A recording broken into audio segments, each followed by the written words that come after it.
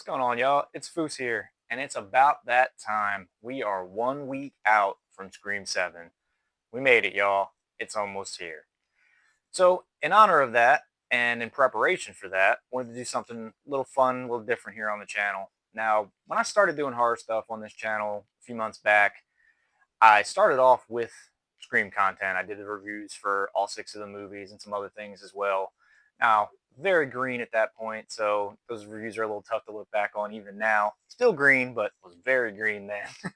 So I figured why not come on here? We're going to do a little take two or a little revisited or a trip back, so to speak, here for each of these movies in preparation for Scream 7.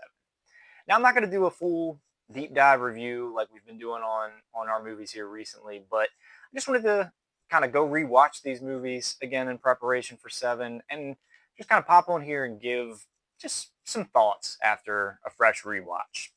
So, going back, obviously Scream 1, iconic movie that kind of slammed the door on an era of horror with 80s horror and kind of skyrocketed us forward into the future of this more modern era of horror movies that became kind of the standard bearer, the often imitated but never duplicated for the genre for some time.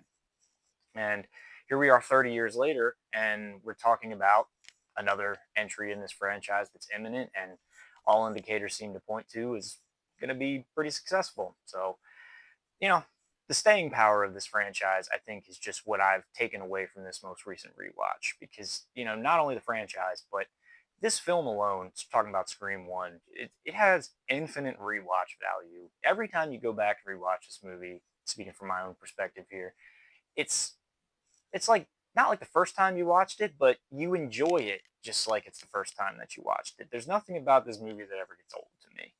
And the characters in it, they have a way of growing and latching on to you, unlike any other type of slasher franchise characters that you're going to find, to where you find yourself wanting to come back and revisit these characters and come back and spend time watching this movie. The scenes in this movie, they're burned into you, and they hit certain strings when you watch them. There's just so many elements of this movie that will never tire to me, and it will constantly be at the top of the list of my feel good movies that I'll put on and watch that have a lot of nostalgia and infinite rewatch value. So, a couple things that also stick out to me as I was watching this one and thinking about it. An element that I really love about the first Scream movie is kind of a little bit of the commentary that it has with the role of the media and the sensationalizing of tragedy, and in particular violent tragedy, and the way that we do that in our culture. It's something that definitely deserves to have a mirror held up to from time to time, and I feel like this movie does a pretty damn good job of doing that. Gail's kind of the face of an industry, so to speak, here that thrives and capitalizes on the tragedy of others, for the sake of a scoop. And it's definitely something that we as people should ask ourselves from time to time, like, what are we doing here? Yeah, one person's tragedy is another person's story, and another person's gain ultimately at the end of the day. So the commentary that this movie provides on that, and the way it kind of forces you to think about some of that stuff is something I'm really fond of. And last thing I'll kind of leave it on with Scream 1, because kind of covered all the major positives about this and everything, so I won't beat a lot of it to death. But I take away from this movie the fact that it is definitely a feel good horror movie in some type of way. I don't know how they managed to pull it off. I don't know if it's just the characters that latch on to you, if it's just something about the time, place, and the vibe that this came out in, and it just has a certain nostalgia to a lot of us. But I mean, even though you're dealing with awful subject matter with this movie, I mean, Sydney's traumatic past and everything that's going on with that character, the violent nature of what's going on in this town with this killer and all, but somehow this movie still has this cozy, feel good vibe to it in a lot of moments.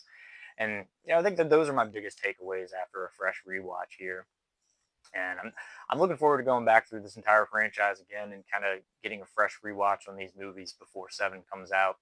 Kind of falling in love with this whole cast of characters all over again, especially Sydney and Gale. Looking forward to seeing what we get out of those two characters here in 7. But yeah, so that's a couple fresh final thoughts that I got here on Scream 1.